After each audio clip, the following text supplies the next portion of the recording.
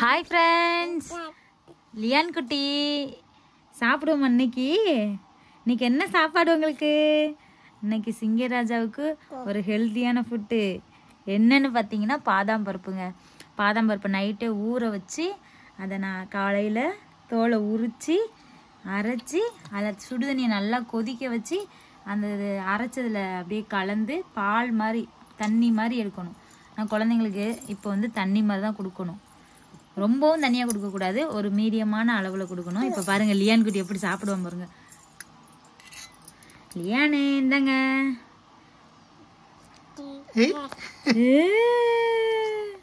நல்லா இருக்கா? சாப்பிடுங்க சாப்பிடுங்க.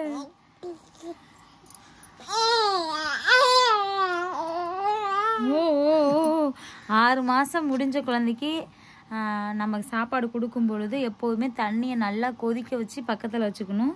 சாப்பாடு கொடுக்க ஒரு 3 வாய் கொடுத்தோம்னா 1 வாய் வந்து தண்ணியை நல்லா ஊதி கொடுக்கணும். ஆற வச்சு பச்சை தண்ணியாக கொடுக்க. குடிங்க, தண்ணி குடிங்க, சுடு தண்ணி குடிங்க, சாப்பிடுவா.